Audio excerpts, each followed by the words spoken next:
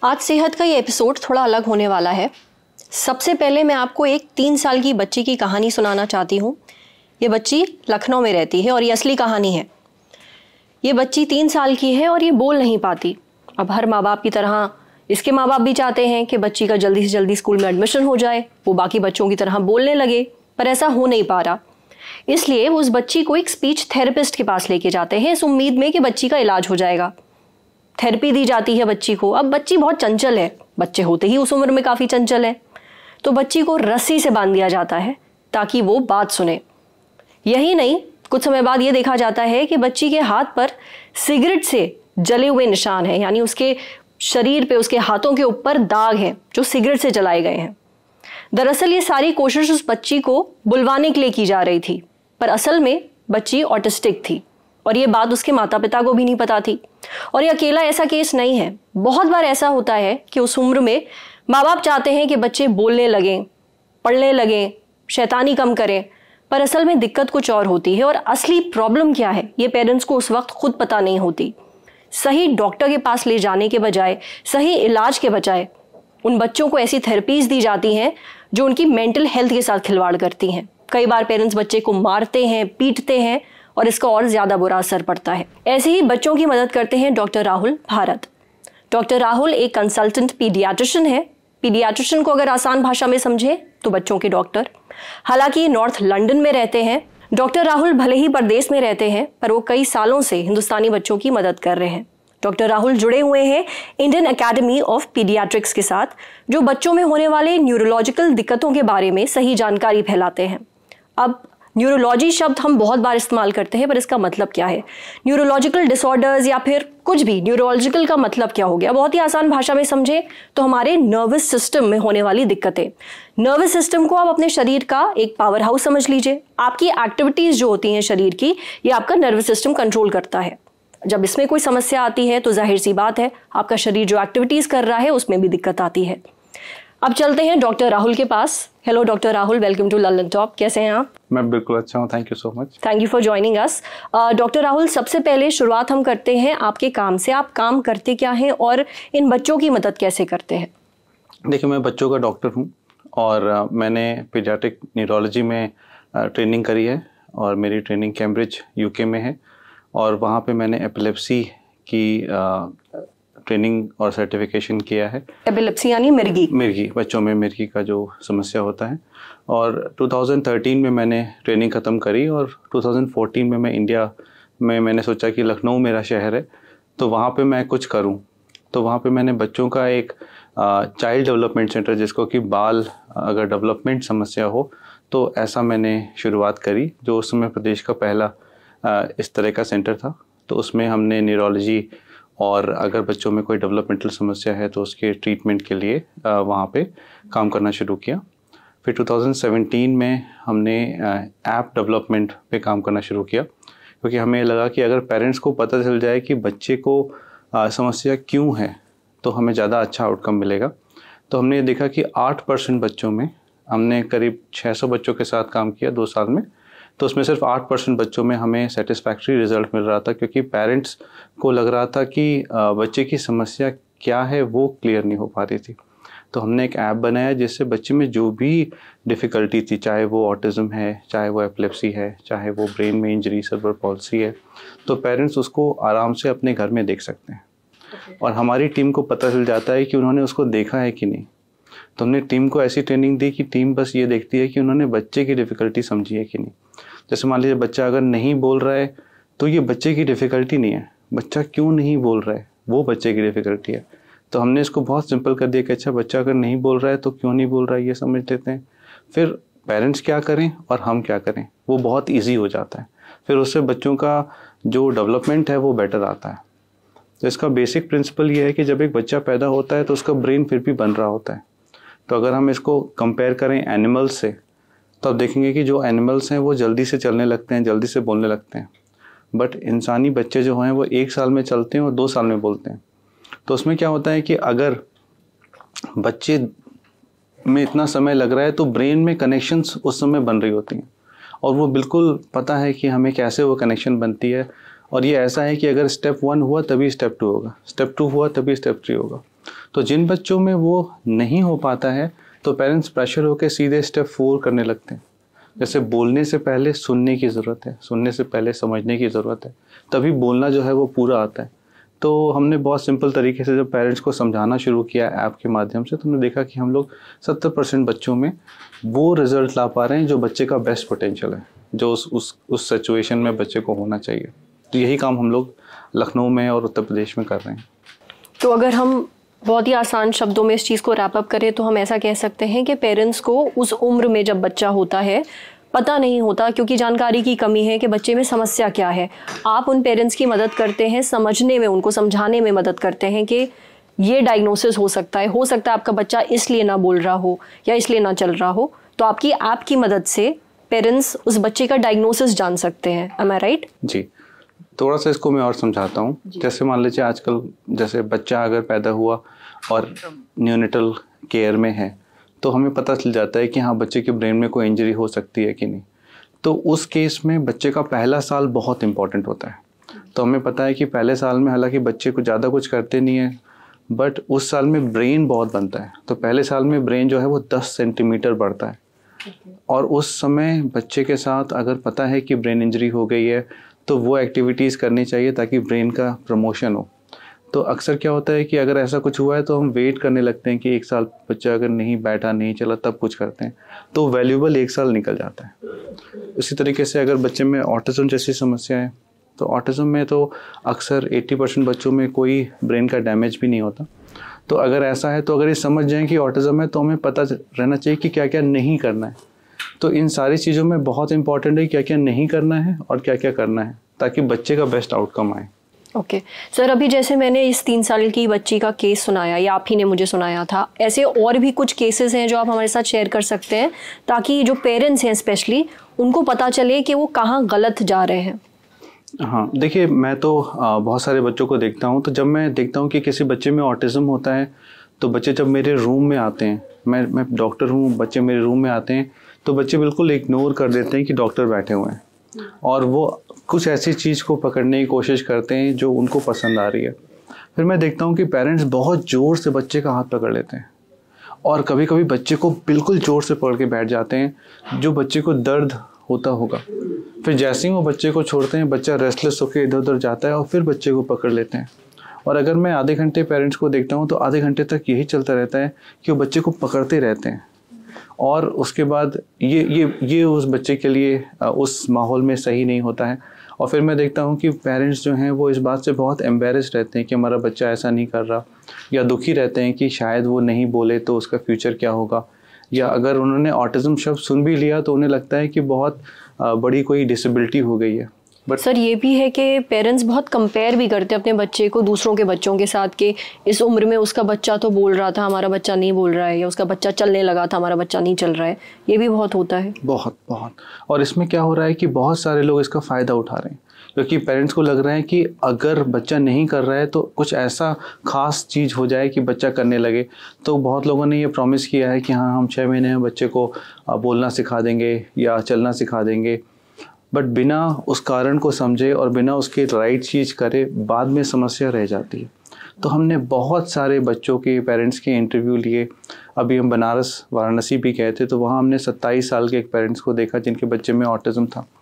तो सबसे पहले उन्होंने बोला कि हमारे बच्चे को माइल्ड ADHD है, बट एक्चुअली जब हमने हिस्ट्री ली तो हमने देखा कि नहीं, बच्चे में ऑटिज्म है। बच्चा क्या 27 ईयर्स के हो गए और जो समस्याएं उनको देखने को मिल रही हैं कि बच्चा जो है वो हालांकि बोल लेता है बट काफ़ी सारी चीज़ों में बच्चा सोशल नहीं है। तो आजकल के समय में अगर बच्चा सोशल नहीं है और पेरेंट्स के साथ कॉन्फ्लिक्ट चल रहा है तो उनकी लाइफ जो है उस एज पे काफ़ी डिफ़िकल्ट हो जाती है। तो अगर ये समझा जाए कि हाँ बच्चे की क्या डिफ़िकल्टी थी या एडल्ट की क्या डिफ़िकल्टी है तो हम उससे बेटर डील कर सकते हैं। बट अगर हम उनसे अपेक्षा करें कि वो सारी चीज़ें हमारे तरीके से करें तो फिर चीज़ें बहुत मुश्किल हो जाती हैं घर में, परिवार में। तो इसलिए हमारे हिसाब से और जो एविडेंस भी कहता है कि पेरेंट्स की एजुकेशन बहुत इंपॉर्टेंट है और अगर वो समझ जाएं कि हाँ ये है और ये करना है तो बहुत आराम से चीज़ें जो हैं वो सुलझ सकती हैं। सर ये भी होता होगा कि पेरेंट्स डिनाइल में रहते हैं कि नहीं हमारे बच्चे के साथ तो कोई भी गड़बड़ नहीं है, वो एकदम ठीक है, तो जब आप डायग्नोसिस उन्हें देते भी हैं कि बच्चे को शायद ऑटिज्म हो या कोई और समस्या हो, तो पेरेंट्स उसमें डिनाइल में रहते हो, इसलिए वो इलाज नहीं शुरू करते समय पे, जो हो सकता है बच्चे की मदद करे। ऐसा होता है जी, ऑलमोस्ट 90% केस में पेरेंट्स डिनाइल में रहते हैं। तो डिनाइल का मतलब क्या है? तो पहले तो हो सकता है कि मदर को लगे कि हाँ बच्चे में कोई डिफ़िकल्टी है, कोई परेशानी है, और मगर हो सकता है कि फादर को ना लगे, उन्हें लगे नहीं ये सब। कभी कभी ऐसा भी होता है, ग्रैंड पेरेंट्स भी रहते हैं, तो कुछ लोग समझते हैं, कुछ नहीं समझते। तो अगर मदर को ऐसा लग भी रहा है तो भी बहुत प्रेशर रहता है उनके ऊपर, और बोला जाता है कि नहीं अभी 1 साल और देख लो। बट वो 1 साल बच्चे का बहुत इंपॉर्टेंट साल होता है। फिर अगर हमने बच्चे को देखा और डायग्नोसिस के बारे में बात भी करी, तो कभी कभी उनका ये रहता है कि आप इसको पूरा ठीक कर दीजिए। तो ये पूरा ठीक बिल्कुल जो जैसे डायग्नोसिस में जो बेस्ट रिजल्ट होना है वो समझना है कि अच्छा इसमें क्या है। तो जैसे ऑटिज़म है तो उसमें बहुत सारे बच्चों का अटेंशन टू डिटेल बहुत है। जैसे अगर उन्हें कोई ख़ास टॉपिक अच्छा लग गया तो उसकी डिटेल में चले जाएंगे, या अगर उन्होंने कोई चीज़ देखी तो उनको याद रहती है, विजुअल मेमोरी बहुत अच्छी है। तो इस चीज़ को क्या ठीक करना, ये तो एक अच्छी बात है। तो उनकी समस्या क्या है कि वो क्योंकि अटेंशन टू डिटेल है इसलिए कुछ ख़ास चीज़ों में वो ज़्यादा रहते हैं, और अगर उनको ज़्यादा बताया जाए, ज़्यादा रोका जाए, ज़्यादा टोका जाए और ऐसे पकड़ा जाए और फोर्स किया जाए तो बहुत रेस्टलेस हो जाते हैं, बहुत इरिटेबल हो जाते हैं। कोई भी हो जाएगा, हमें भी अगर कोई जकड़ के पकड़ ले तो हमें भी गुस्सा आएगा जी। मगर ऑटिज़म में ये ज़्यादा होता है और जल्दी होता है। तो ये समस्या है कि बच्चे जो हैं कैसे उनको हमें मैनेज करना है, अगर वो समझ में आ जाए तो बहुत आसानी से हम बच्चों के व्यवहार को मैनेज कर सकते हैं। व्यवहार को मैनेज करना ज़रूरी इसलिए क्योंकि ब्रेन बन रहा है। तो अगर उस समय बच्चा बहुत इरिटेबल रहा 2 साल 3 साल 4 साल में, तो बच्चा जो है वो हर चीज़ से विड्रॉन हो जाता है।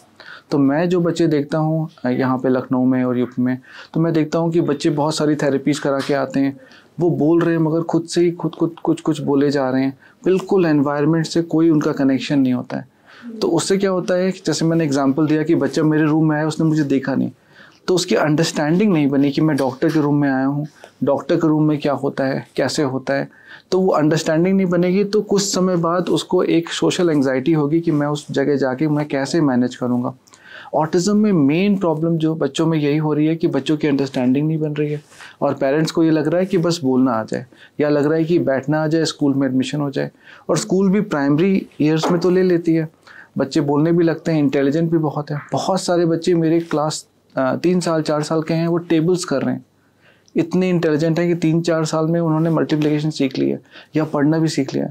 तो पेरेंट्स को लगता है सब सही है, बट जो गैप है वो नहीं समझ रहे हैं कि नहीं, ऑटिज़म में गैप रह जाता है जो कि बाद में बच्चे को डिफ़िकल्टी हो सकती है। तो ये बहुत ज़रूरी बात मैं पेरेंट्स को बोलना चाहूँगा आपके चैनल के माध्यम से कि अगर बच्चे में ऑटिज़म बोला जा रहा है तो समझें कि ऑटिज़म का मतलब बच्चे के लिए क्या है।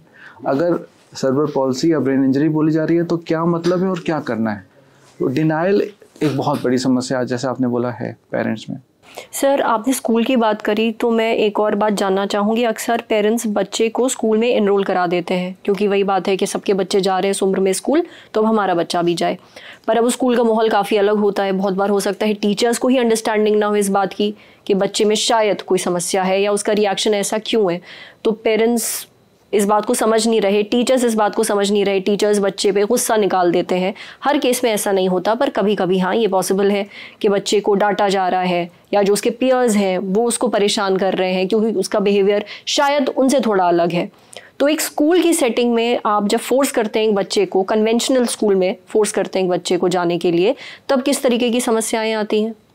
बहुत समस्याएं आती हैं, और हमने देखा है कि जो बच्चों की समस्या है वो कई फोल्ड बढ़ जाती हैं।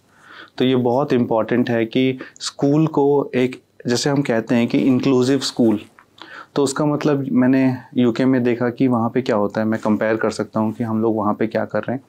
तो अगर किसी बच्चे में लगता है कि हाँ उनमें ऑटिज़म हो सकता है या कोई और समस्या हो सकती है, तो उसको तुरंत फिर डॉक्टर को रेफ़र कर दिया जाता है। और वो सिस्टम जो है वो बिल्कुल स्मूथ बना हुआ है कि स्कूल को पता है कि हाँ ये डिफ़िकल्टी है, उन्होंने एक फॉर्म भरा तो डॉक्टर ने फिर बच्चे को देख लिया, फिर डॉक्टर ने अगर डायग्नोसिस बता दी तो फिर पेरेंट्स को एक कोर्स पे भेज दिया जाता है कि आप ये समझ लें कि ये समस्या है और ये करना है। फिर एक टीम होती है जो स्कूल में ही बच्चे के साथ एक्स्ट्रा सपोर्ट करती है ताकि अर्ली गैप्स फिलअप हो जाएं। तो वहाँ पे हम लोग ये कह रहे हैं कि बच्चे की नीड्स हैं और गैप्स हैं। तो इसका मतलब ये है कि जैसे कोई बच्चा है तो उसकी नीड है कि वो अच्छा सोए, अच्छा खाए, उसको बहुत सारा प्यार मिले, उसको खुशी का अनुभव हो, तो इससे एक अच्छा ब्रेन बनता है। और उसके जो गैप हैं, जैसे मान लीजिए बच्चा 4 साल का हो गया और उसका ब्रेन डेवलपमेंट 2 साल का है, तो ये गैप है। तो हमें वो करना है जो एक 2 साल के बच्चे के साथ करते हैं, तो बच्चे का जो ब्रेन डेवलपमेंट है वो बढ़ेगा।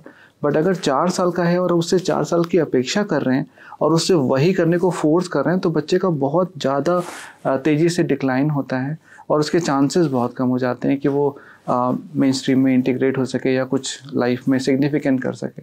तो जैसे मैंने बताया कि कुछ बच्चे बहुत ज़्यादा इंटेलिजेंट हैं कुछ एरियाज़ में, बट क्योंकि उनको वो सपोर्ट नहीं मिल पाता तो हम वो सारा टैलेंट लूज़ कर जाते हैं अर्ली एजुकेशन सिस्टम में। तो हम अपने एजुकेशन सिस्टम को और बेहतर बनाने के लिए इन बच्चों के लिए क्या कर सकते हैं, मतलब या सरकार क्या कर सकती है, किस तरीके स्टेप्स हम ले सकते हैं? सबसे ज़रूरी है कि जो हमारे पीडियाट्रिशियंस हैं, जो बच्चों के डॉक्टर हैं, उनको इस बात की ट्रेनिंग दी जाए कि वो कैसे, अगर स्कूल से या कहीं से रेफरल आए तो वो कैसे बच्चों को एसेस करें और कैसे एक तरीके से डायग्नोसिस के साथ साथ पेरेंट्स को भी काउंसलिंग करने का सीखें कि हाँ बच्चे की समस्या क्या है। इस पूरे जैसे स्कूल, पेरेंट्स और बच्चे में सबसे इम्पोर्टेंट बच्चा है, तो सबसे इम्पोर्टेंट बात पीडियाट्रिशियन को ये समझनी है कि बच्चे की समस्या क्या है। तो इसके लिए हम लोग काफ़ी सारे काम कर रहे हैं और कई शहरों में जाके हमने पीडियाट्रिशियंस के साथ मिलकर ट्रेनिंग कराई है और इंडियन एकेडमी पीडियाट्रिक्स के साथ भी मिलके हम लोग ये काम कर रहे हैं और कोर्सेज भी हमने लॉन्च किए हुए हैं। तो पहली स्टेप तो यही है। दूसरी स्टेप है कि पेरेंट्स को कैसे एजुकेट करना है। तो इसके लिए हमने एक जीनियस लेन ऐप बनाया है जो कोई भी डाउनलोड कर सकता है और उस पर जाके देख सकता है कि अगर ऑटिज्म है तो बच्चे की समस्या क्या है, क्या करना है, क्या नहीं करना है। मेरे ख्याल से जितना इम्पोर्टेंट ये है कि क्या करना है, उतना इम्पोर्टेंट है क्या नहीं करना है। तो किसी के पास भी अगर आईफोन है या सैमसंग या एंड्रॉयड फ़ोन है तो बस जीनियस लेन अगर आप उसमें लिखते हैं तो ऐप डाउनलोड हो सकता है। और डॉक्टर्स के लिए भी हमने एक ऐप बनाया हुआ है जो वो डाउनलोड करके सिर्फ 8 घंटे में वो पूरा उस ट्रेनिंग को कर सकते हैं जो उन्हें चाहिए बच्चे में डायग्नोसिस और काउंसलिंग करने के लिए। तीसरी चीज़ हमने ये की है कि नॉर्थ लंदन में एक स्कूल है, उसके साथ मिलकर हमने स्कूल में कैसी ट्रेनिंग होनी चाहिए टीचर्स की, उसको हमने बनाया है। ये हम पिछले 2 साल से कर रहे हैं और हमने उसकी टेस्टिंग भी लंदन में करी है, तो उसको भी हम लोग इंडिया में लॉन्च कर रहे हैं ताकि स्कूल्स में ये बेसिक जो चीज़ है कि कैसे आइडेंटिफाई करना है। और दूसरी है क्लासरूम एनवायरनमेंट मॉडिफिकेशन, जिसका मतलब होता है कि क्लासरूम में हम छोटी मोटी चीज़ें क्या कर सकते हैं कि इन बच्चों को हम एंगेज कर सकें और इनके हिसाब से हम इनको लर्निंग एनवायरनमेंट प्रोवाइड कर सकें। ओके सर, हम लोग बार बार न्यूरोलॉजिकल डिसऑर्डर शब्द इस्तेमाल कर रहे हैं। अगर आप हमारे ऑडियंस को बहुत ही आसान भाषा में समझा पाए कि असल में एक न्यूरोलॉजिकल डिसऑर्डर का मतलब क्या होता है और एक डिसऑर्डर और डिसेबिलिटी में फ़र्क क्या होता है? जी, तो देखिए, अगर कोई बच्चा है जिसके ब्रेन में इंजरी हो गई है तो और इंजरी कैसे होती है, चोट कैसे लगती है? तो बच्चे जब अपनी माँ के पेट में होते हैं तो पानी के एनवायरनमेंट में होते हैं और जब वो पहली बार बाहर आते हैं, माँ के शरीर से अलग होते हैं, तो उनको सांस लेनी होती है। तो उस समय ऐसा हो सकता है कि बच्चों ने सांस नहीं ली। ये भी हो सकता है कि कोई इन्फेक्शन है जो ब्रेन में चला गया हो। पहले 3 महीने में ब्रेन का प्रोटेक्शन जो है वो उतना मजबूत नहीं होता, तो अगर किसी कारण से कोई वायरस या बैक्टीरिया ब्रेन में चला जाए तो वो ब्रेन को बहुत डैमेज कर सकता है। इवन जॉन्डिस बच्चों में अगर हो जाए तो वो भी ब्रेन में जाके डैमेज कर सकती है, या बच्चे का अगर शुगर लो हो गया तो वो भी ब्रेन में जाके डैमेज कर सकता है। तो ये 4-5 कारण ऐसे हैं जिससे ब्रेन का इंजरी हो जाता है। तो अगर ब्रेन में इंजरी हो जाती है तो वो इंजर्ड पार्ट ठीक नहीं हो सकता, वो हमेशा के लिए वैसा ही रहता है। बट ब्रेन में बहुत सारा पार्ट ऐसा होता है जो इंजर्ड नहीं होता है। तो जब हम बच्चे की MRI स्कैन देखते हैं तो हम ये बोल सकते हैं कि कहाँ पे इंजरी है, कहाँ पे नहीं है, और हमें क्या करना है कि जो इंजरी वाला पार्ट नहीं है उसको हम स्टिमुलेट कर सकें। तो इसीलिए मैंने बोला कि जो पहला साल है वो बहुत इंपॉर्टेंट है और हमारे पास सारी टेक्नोलॉजी होती है कि हम इंजरी को देख सकें। तो अगर इंजरी है तो बिल्कुल सिंपल प्रोसेस होना चाहिए अर्ली ईयर्स में, स्कूल्स में, इवन थेरेपीज़ में। तो मैंने ये देखा है कि अगर इंजरी है और बच्चे में मान लीजिए टोन बढ़ा हुआ है, पैर का जो पैर बहुत टाइट हैं या पैर बहुत लूज़ हैं या फिर कभी कभी पैर टाइट हैं कभी लूज़ हैं, तो सब हर सिचुएशन में सेम ही थेरेपीज़ दी जा रही हैं। चाहे कोई भी समस्या हो बच्चों को सेम थेरेपी दी जा रही है। तो ये पेरेंट्स के लिए जानना है कि अगर आपके बच्चे को वही थेरेपी दी जा रही है जो दूसरे बच्चे को या तीसरे बच्चे को या चौथे बच्चे को दी जा रही है, तो चांसेस बहुत कम हो जाते हैं, क्योंकि आपको बच्चे की नीड और गैप का ख्याल रखना है कि बच्चे की नीड और गैप क्या है। तो अगर बच्चे को कमज़ोरी है शरीर किसी पार्ट में तो उसे डिसेबिलिटी कहते हैं। डिसऑर्डर का मतलब ये है कि बच्चा किसी सिचुएशन में सही है, जैसे घर में बच्चा इंटरेक्ट कर रहा है और चीज़ों को सुन रहा है और रिलैक्स्ड है, बट नए माहौल में बच्चा बहुत इरिटेबल हो गया, कूदना शुरू कर दिया या चढ़ के कूदना शुरू कर दिया या चीज़ों को छूना शुरू कर दिया। तो जो चीज़ अलग सिचुएशन में अलग अलग होती है उसे डिसऑर्डर कहते हैं, जो ऑर्डर से अलग है। और ऑर्डर में बच्चे कभी बिल्कुल सही होते हैं, कभी उनका जो बिहेवियर है वो ख़राब हो सकता है, तो वो डिसऑर्डर में चला जाता है।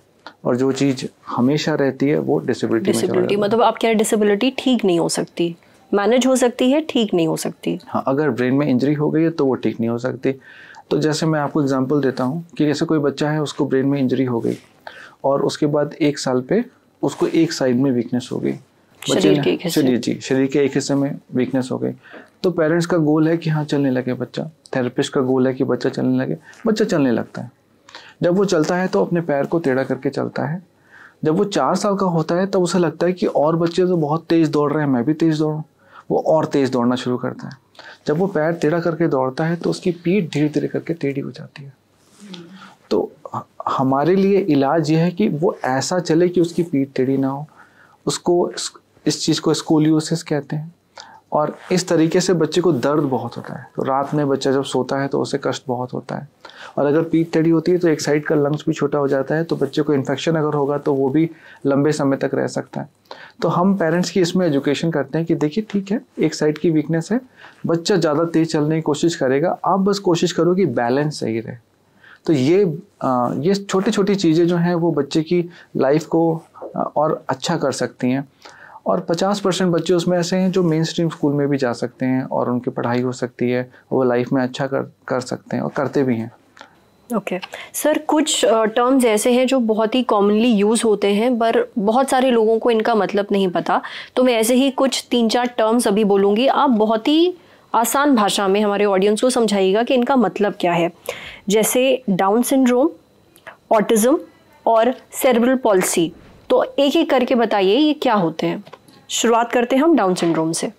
देखिए, डाउन सिंड्रोम, बहुत सारे सिंड्रोम ऐसे हैं जो जिसने आविष्कार किया उनके नाम पे रख दिया गया कि हाँ ये डाउन सिंड्रोम। तो इसका डाउन या आपसे कोई लेना देना नहीं है। तो जब जब बच्चे पैदा होते हैं तो उनका सारा इंफॉर्मेशन उनके सेल में क्रोमोसोम में होता है। तो क्रोमोसोम एक ऐसा चीज़ है जो बताता है कि कैसे हमारा शरीर बनेगा। तो कभी कभी क्या होता है कि पैदा होने की प्रक्रिया में वो क्रोमोसोम सही से बन नहीं पाते हैं, और ये नेचर का तरीका है एवोल्यूशन करने का, कि कुछ चीज़ें वो जनरेशन के हिसाब से इवॉल्व कर रहे हैं। तो उसमें कभी कभी गड़बड़ भी हो जाती है। तो उसकी वजह से बच्चों में जेनेटिक समस्याएं हो सकती हैं, जिससे बच्चे का जो क्रोमोसोम वो सही नहीं है तो ब्रेन भी सही से नहीं बना। बट जब हम सिंड्रोम की बात कहते हैं तो सिंड्रोम का मतलब है कि एक से ज़्यादा शरीर का पार्ट इन्वॉल्व होता है। तो जैसे बच्चों में अगर डाउन सिंड्रोम है तो उनमें डेवलपमेंट, ब्रेन की समस्या भी हो सकती है, थायराइड की समस्या भी हो सकती है, हार्ट की समस्या भी हो सकती है, किडनी की समस्या भी हो सकती है। तो जैसे डॉक्टर जब हम किसी बच्चे को देखते हैं और डाउन सिंड्रोम डायग्नोसिस करते हैं तो मेक श्योर करते हैं कि ये सारी समस्याएं हैं कि नहीं वो समझ लें, और अगर हैं तो उसका इलाज हो जाए, ताकि बच्चे को जल्द से जल्द एक उसके डेवलपमेंट की तरफ हम बढ़ा सकें। तो बहुत इम्पॉर्टेंट है पेरेंट्स के लिए समझना कि डाउन सिंड्रोम के बच्चे भी बहुत अच्छा कर सकते हैं, और बहुत सारे बच्चों को मैं जानता हूँ जो बड़े होके जॉब भी कर रहे हैं और एक प्रोसेस में वो इंडिपेंडेंट भी हो रहे हैं। तो डाउन सिंड्रोम एक ऐसी समस्या है जो जेनेटिक से होती है। और आपने जैसे ऑटिज्म की बात बोली, तो ऑटिज्म जो है वो एक न्यूरो डाइवर्सिटी है। इसका मतलब क्या हुआ? इसका मतलब ये हुआ कि जैसे हम सब लोग हैं, बहुत सारे लोग हैं, हम सब अलग हैं, हम सब अलग दिखते हैं, अलग तरीके से सोचते हैं, और हमारे अलग अलग स्किल हैं। कोई फिल्म अच्छी बना लेता है, कोई पेंटिंग अच्छी कर लेता है, कोई अच्छा बोल लेता है, कोई मेडिकल फील्ड में अच्छा है। तो एवोल्यूशन या नेचर ने क्या बोला कि उसे अलग अलग तरीके के लोग चाहिए। तो उसने क्या किया कि कुछ लोग ऐसे हैं जिनको बहुत ज़्यादा अटेंशन टू डिटेल है। तो अगर वो कोई चीज़ करते हैं तो बहुत डिटेल में करते हैं। तो ऐसे लोग एकेडमिकली बहुत सक्सेसफुल होते हैं, जैसे IAS बन जाते हैं, IPS बन जाते हैं, डॉक्टर्स बन जाते हैं, उन्हें याद भी रहता है और डिटेल में चले जाते हैं। तो ऑटिज़म एक ऐसी समस्या है जो उन फैमिलीज़ में ज़्यादा देखी जाती है जिसमें अटेंशन टू डिटेल ज़्यादा है।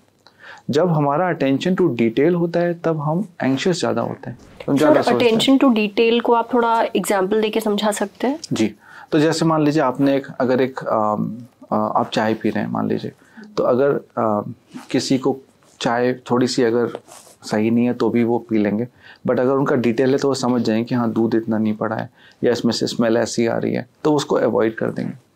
जैसे मान लीजिए उन्हें टॉयलेट यूज़ करना है, उन्हें थोड़ी सी भी स्मेल ज़्यादा आ गई तो वो उसको अवॉइड कर देंगे कि हाँ ये चीज़ हम अवॉइड करेंगे। जैसे खाने में भी अगर थोड़ा सा भी चेंज हो गया तो वो उसको अवॉइड करेंगे, उस डिटेल में जाके देखते हैं। तो इससे क्या होता है कि वो काफ़ी सारी चीज़ें अवॉइड करते हैं और उसी अवॉइडिंग को डिसऑर्डर हो जाता है। क्योंकि अगर एक फैमिली एनवायरनमेंट में आप साथ में रह रहे हैं, अब इवन शॉपिंग पे जाना है या साथ में रेस्टोरेंट पे जाना है या मान लीजिए स्कूल जाना है, चेंज हो गया, कुछ बदलाव आ गया, तो फिर उनका अवॉइडिंग और बिहेवियर जो है वो डिटोरिएट कर जाता है। तो ऑटिज़म जो है वो पूरा समझ की समस्या है कि उसमें क्या है कि हम अगर समझेंगे तो हमारे विचारों में फ्लेक्सिबिलिटी आएगी। हम समझेंगे कि हाँ ठीक है, चेंज इज़ ओके या परफेक्शन इज़ नथिंग। तो जब हम ऑटिज़म में बच्चों के साथ काम करते हैं तो हम इस बात पे बहुत फोकस करते हैं कि उनके हर चीज़ में डिटेल में पता हो। क्योंकि मैंने जब 8-9 साल के बच्चे देखे जिनको ऑटिज़म है, तो बहुत सारे बच्चे ऐसे देखे जो बार बार टॉयलेट जा रहे हैं, बाहर जाना है वो टॉयलेट में गए, फिर बाहर जाना है वो टॉयलेट में गए, 50 बार टॉयलेट में जा रहे हैं। पेरेंट्स बहुत परेशान हैं कि हाँ ये बार बार टॉयलेट पे जा रहे हैं। फिर क्या हो रहा है, उसका यूरिन का जांच हो रहा है, उसको अलग अलग तरीके की जांचें हो रही हैं, बट ये नहीं समझा जा रहा है कि वो एंग्जाइटी है। बट अगर वो समझ आ जाती है और अगर वो फ्लेक्सिबिलिटी आ जाती है तो इस चीज़ को हम आसानी से और बेहतर तरीके से मैनेज कर सकते हैं। तो ये ऑटिज़म है, इसमें कोई ये पूरा बिहेवियर की समस्या है। तीसरा जो आपने सेरेब्रल पॉल्सी का पूछा, उसमें ये बताना चाहूँगा कि ब्रेन में अगर इंजरी हो जाए और उस इंजरी का अगर हमें दिख रहा है कि MRI में वो इंजरी है और उसकी कोई हिस्ट्री है कि हाँ ऐसा कुछ हुआ था, तो हम उसे सेरेब्रल पॉल्सी कहते हैं। ये सेरेब्रल मतलब ब्रेन, पैल्सी मतलब वीकनेस ड्यू टू ब्रेन, मतलब जो शरीर में जो कमज़ोरी है वो ब्रेन की वजह से है।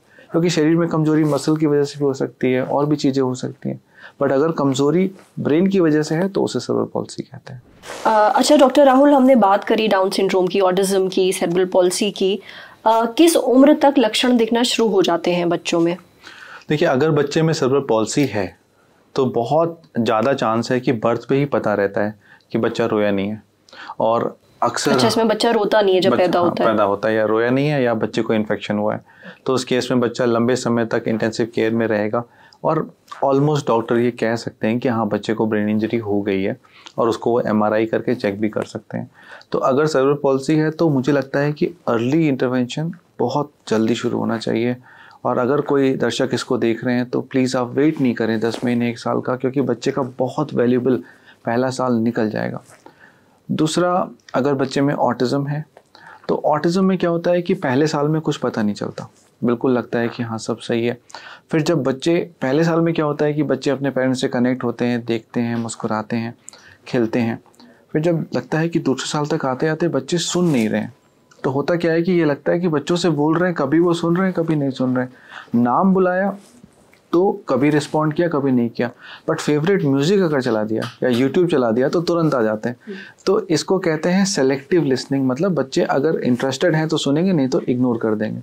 तो ये अर्ली लक्षण होते हैं जिसमें बच्चों में शुरू में कम्युनिकेशन जो है उनका, जो बात करने का वो है, वो सेलेक्टिव हो जाता है कि कभी करेंगे कभी नहीं करेंगे। तो क्या ये पहले 1 साल 2 साल उसमें ही होने लगता है या थोड़ा और बड़े हो गए 3-4 साल? 1 साल से 3 साल के बीच में बिल्कुल क्लियर समझ में आ जाता है कि बच्चे में ऑटिज़म के लक्षण हैं।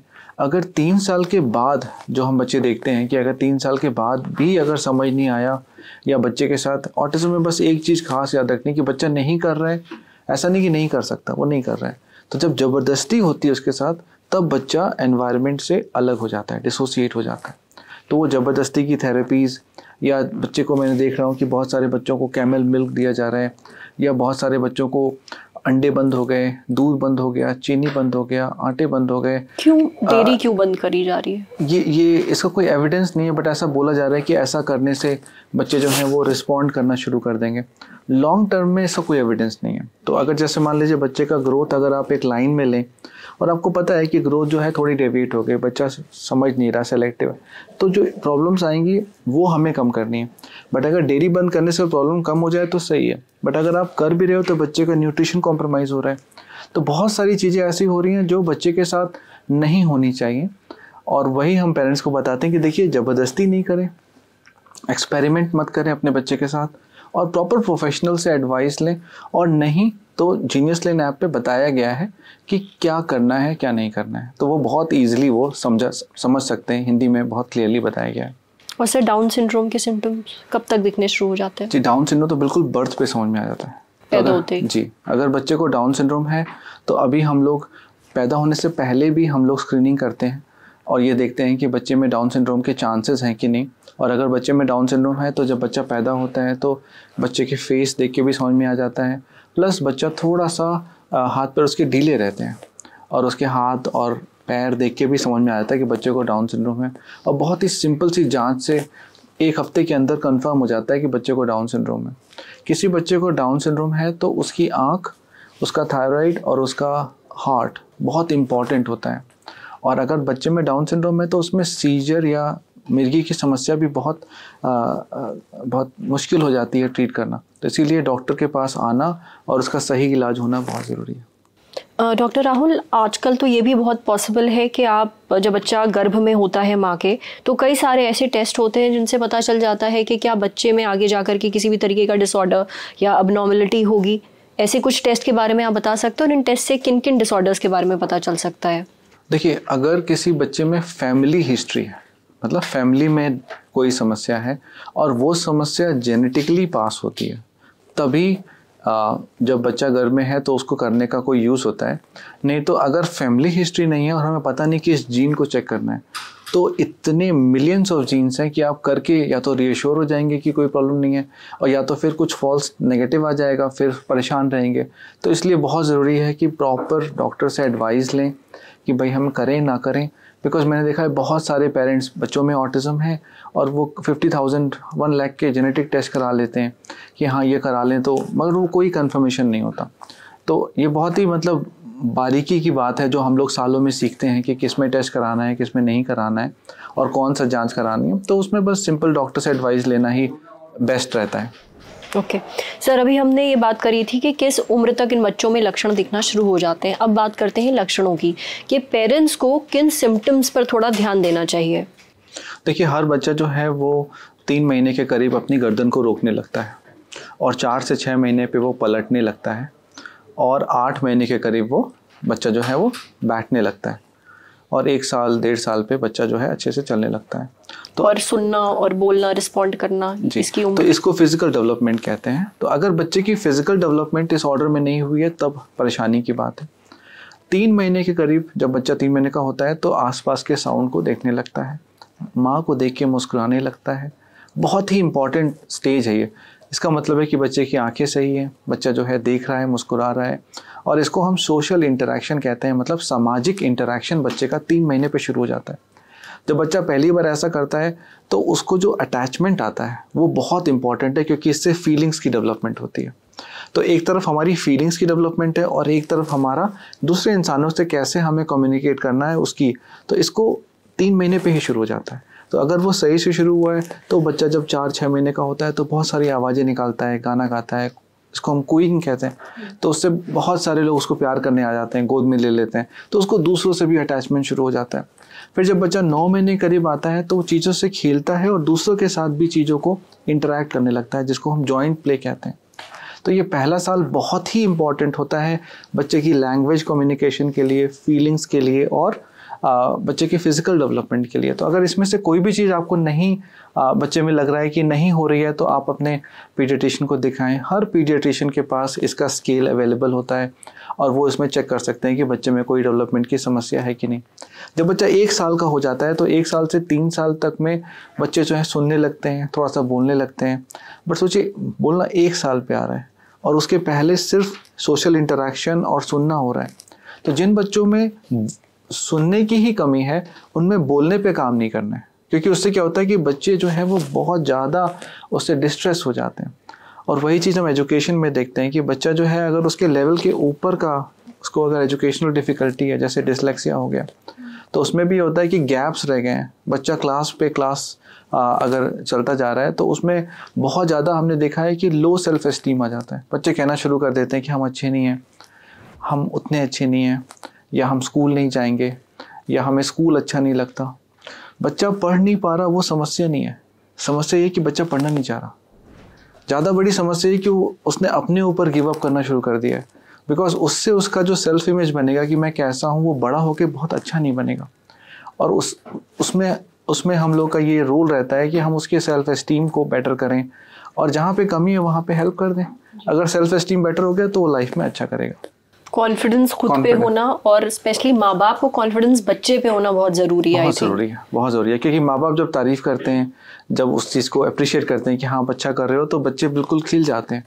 तो मैं हमेशा अपने पेरेंट्स से ये कहता हूँ कि देखिए बच्चा जो है, बच्चा पालना एक पौधे को बड़े करने जैसा है, और हम पौधे को खींचते नहीं हैं रोज़, हम सिर्फ उसकी मिट्टी पे काम करते हैं, और वो मिट्टी उनके पेरेंट्स हैं, और जो एनवायरनमेंट उनका है जैसे धूप और पानी, वो स्कूल और बाकी लोग हैं।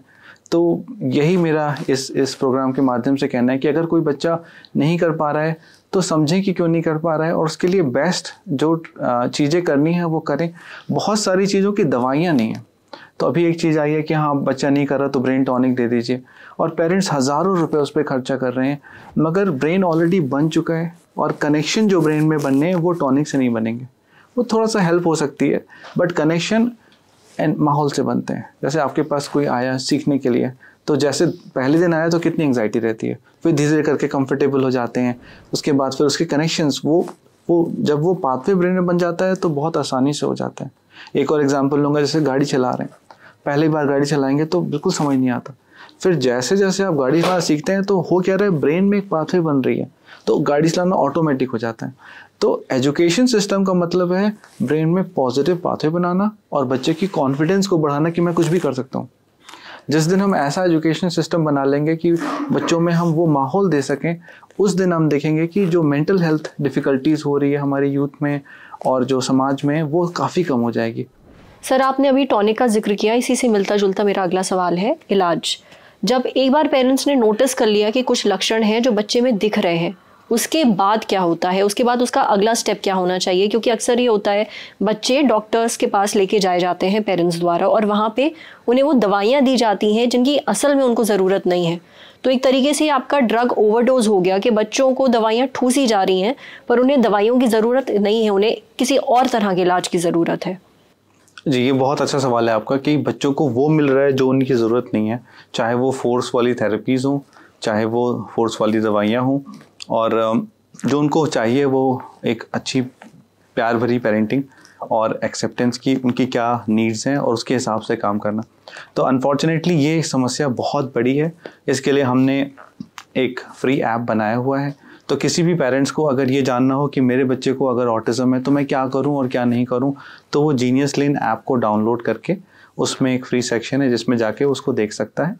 और अगर ये देखना है कि डिस्लेक्सिया में क्या करना है तो जाके उसमें देख सकता है। अगर देखना है कि सेरेब्रल पॉल्सी में क्या करना है तो जाके देख सकता है। अगर ये देखना है कि एपिलेप्सी में क्या करना है तो जाके देख सकता है। तो ये बहुत इंपॉर्टेंट चीज़ें हैं, और क्या क्या चीज़ें कैसे करनी है वो भी दिखाया गया है कि कैसे करनी है। तो कोई भी पेरेंट्स उससे जुड़ सकता है। अच्छा सर, हमने बात करी इलाज की, कुछ गलतियां भी हैं जो पेरेंट्स करते हैं, और उन गलतियों का असर पड़ता है बच्चे की मानसिक हालत पे, जो आगे जाकर के और भी नुकसानदेह है। तो कुछ ऐसी गलतियां जो आप एडवाइस करेंगे पेरेंट्स को कि वो ना करें? देखिए, बहुत इंपॉर्टेंट है कि अगर बच्चे में कोई डायग्नोसिस है, न्यूरो डायग्नोसिस है, तो उसको बिल्कुल क्योर करने ना जाए, नॉर्मल शब्द को अपने उसमें नहीं लाएं। ये समझना है कि हमारे बच्चे की क्या स्ट्रेंथ है। जैसे मैंने बताया कि ऑटिज्म में क्या स्ट्रेंथ है, वैसे हर डायग्नोसिस में स्ट्रेंथ होती है। और ज़रूरी बात है कि हर बच्चा ये चाहता है कि वो अच्छा करे। ऐसा कोई बच्चा है ही नहीं जो जानबूझ के अच्छा नहीं करना चाहे। और दूसरा, हर बच्चा अपनी तारीफ चाहता है, एक एक्सेप्टेंस चाहता है कि हाँ। तो एज ए पेरेंट आपको ये बेसिक चीज़ें याद रखनी है और ये समझना है कि जो उसकी नीड है मैं कैसे समझूं और कैसे मैं उसको करूं, स्टेप बाय स्टेप मैं कैसे करूं।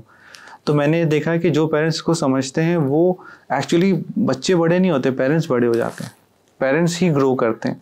तो ये बहुत मतलब एक जर्नी है जो पेरेंट्स लेते हैं, और कभी कभी लाइफ उनकी स्लो डाउन होती है कि अच्छा ऐसा है, तो वो बहुत सारी चीज़ों में जो बिज़ी रहते हैं वो फोकस होते हैं, और वो बिल्कुल ट्रांसफॉर्म होके हंसते हुए उस चीज़ से बाहर निकलते हैं, और उनकी एक फैमिली यूनाइट भी हो सकती है। तो ये एक तरह से एक चेतावनी भी है कि हाँ, हम लोग बहुत फास्ट हो गए हैं, हम लोग की एक्सपेक्टेशन बहुत ज़्यादा हो गई हैं, और बच्चों के साथ ये नहीं पॉसिबल है। बच्चों के साथ हमें उनकी पेस पे चलना है, उनके चाइल्डहुड को एंजॉय करना है। क्योंकि बहुत बार पेरेंट्स फ्रस्ट्रेट हो जाते हैं और उस फ्रस्ट्रेशन में वो बच्चे को या तो मारने लगते हैं, या फिर जाहिर सी बात है चप्पल थेरेपी का आपने जिक्र किया था, और हमारे समाज में बहुत ही एक्सेप्टेड भी है कि माँ बाप तो बच्चे को मारते ही हैं, क्योंकि माँ बाप सबसे बेस्ट जानते हैं बच्चे के लिए क्या है। इस पे ज़रूर आप प्लीज़ हमारे ऑडियंस को कुछ बताइए। देखिए क्या होता है कि बच्चे की जो अर्ली मेमोरीज हैं वो हमेशा रह जाती हैं। अगर मैं आपसे पूछूं कि आपकी सबसे अच्छी मेमोरी क्या है, तो आप बोलेंगे मेरे बचपन की, और मैं बोलूँ कि सबसे ख़राब मेमोरी क्या है, तो भी बचपन की। मगर छोटी सी कोई बात रही होगी जो आपको अभी भी याद है। तो जब किसी बच्चे को मारा जाता है तो उसको लगता है कि शायद उसके पेरेंट्स उसे प्यार नहीं करते, या शायद तो वो बच्चा एक तरह से एक पत्ते की तरह हो जाता है जो अपने पेट से टूट जाता है। तो वो ट्रॉमा, इसको हम ट्रॉमा कहते हैं, और वो ट्रॉमा जो है जब उसको नहीं भी मारा जा रहा है तो उसको फील होता है। तो जैसे बच्चा क्लास में बैठा है, उसको बहुत डिफ़िकल्ट मैथ का सवाल आया, तो वो वही ट्रॉमा फील करता है जो उसने पहले फील किया है। तो उस स्टेट में बच्चे का ब्रेन जो है या तो फ्रीज हो जाता है, या तो फिर वहाँ से जाने की कोशिश करता है, और हम उसी में और पढ़ाने की जब कोशिश करते हैं तो बच्चा उसी स्टेट में स्टक रहता है। तो अगर बच्चों को मारा जा रहा है तो हम एक ट्रॉमेटिक सोसाइटी को जन्म दे रहे हैं। कहीं ना कहीं हमें उसको रोकना है, और हमें बच्चों को रिस्पेक्ट देनी है, उनको अपना पार्टनर समझना है, उनसे रिस्पेक्ट से बात करनी है, और कोशिश करनी है कि हम उनको जब हम उस तरीके से देखेंगे कि हाँ ये कोई मतलब अलग नहीं, ये हमारे ही पार्ट हैं, और हम उनको सख्ती करके कुछ भी हासिल करने वाले नहीं हैं, तब हम देखेंगे कि बच्चे बहुत अच्छा करेंगे। ये ट्रॉमा जो आपने बोला, आई थिंक ये ट्रॉमा लाइफ लॉन्ग रहता है, क्योंकि फिर सोचिए आप बड़े हो गए, कॉलेज भी पार कर लिया, अब आप ऑफिस में हैं, तो कोई भी अथॉरिटी फिगर, चाहे वो आपके बॉस हो या आपका टीम मैनेजर हो, टीम लीड हो, उनसे भी आपको वैसी घबराहट महसूस होने लगती है जो आपको बचपन में माता पिता से महसूस हो रही होगी, क्योंकि डर लगता था। तो जब भी शायद ऐसी सिचुएशन आती होगी, आप एंग्जाइटी का सामना करते होंगे। मैं सही कह रही हूँ क्या? बिल्कुल सही कह रही हैं, और ये हमारे समाज की बहुत बड़ी समस्या है, और इसीलिए मैंने जीनियस लेन को शुरू किया, क्योंकि जो बच्चे थोड़ा सा अलग सोचते हैं, या थोड़ा सा अलग तरीके से याद रखते हैं, या थोड़ा सा अलग तरीके से पढ़ते हैं, उनकी लाइफ बहुत मुश्किल हो जाती है स्कूल में। और जब वो बड़े होते हैं तो कहीं ना कहीं उनका कॉन्फिडेंस कम रहता है, सेल्फ इमेज कम रहती है। और अभी तो बहुत सारे बच्चे ऐसे हैं जो लॉस्ट होके अलग अलग चीज़ों में, ड्रग्स या अलग चीज़ों में वो इन्वॉल्व हो रहे हैं। तो इसलिए उनको एक स्ट्रॉन्ग रूट, स्ट्रॉन्ग फैमिली देना बहुत ज़रूरी है। स्कूल्स को चेंज होना बहुत ज़रूरी है। हम लोग फैक्ट्री स्टाइल में स्कूल नहीं चला सकते कि जो उस फैक्ट्री में सेट हो गया वो सही है, जो नहीं सेट हुआ वो नहीं सही है, नहीं। तो ये चीज़ अब बहुत तेज़ी से आ रही है, और इसको हमें इंडिया में लाना है ताकि हम बच्चों की सही में मदद कर सकें। बट बच्चों की मदद हम नहीं कर रहे हैं, हम देश की मदद कर रहे हैं, क्योंकि अगर वो बच्चे सही रहे तो बहुत सारे जो और इश्यूज हैं वो बेटर हो जाएंगे। तो मुझे लगता है कि हेल्थ और एजुकेशन दो चीज़ें बहुत इंपॉर्टेंट हैं, और उसको हम बहुत आराम से नॉलेज से, ऐप से कवर कर सकते हैं। तो इसलिए हम इस एरिया पे काम कर रहे हैं कि हम एक सिग्निफिकेंट चेंज ला सकें देश में। एक रेस चल रही है, उसको रोकना है और थोड़ा सा सोचना है कि हम क्या कर रहे हैं। थैंक यू डॉक्टर राहुल, आपने जो बातें हमें बताई वो बहुत काम की हैं। आई होप सारे पेरेंट्स बहुत ध्यान से सुन रहे हों, ये सब उनके बहुत काम आने वाला है। और आपके कोई अगर सवाल भी हैं तो आप हमसे पूछ सकते हैं कमेंट सेक्शन में। आपको हमारा ये एपिसोड कैसा लगा हमें ज़रूर बताइएगा। शुक्रिया।